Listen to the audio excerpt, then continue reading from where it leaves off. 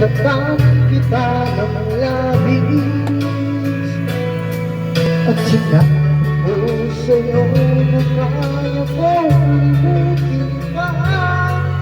Bakit ngayon hinahanap kita? Lagyan kayo sa YouTube channel ko.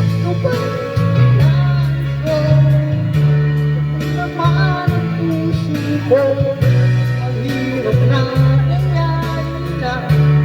Sipag ka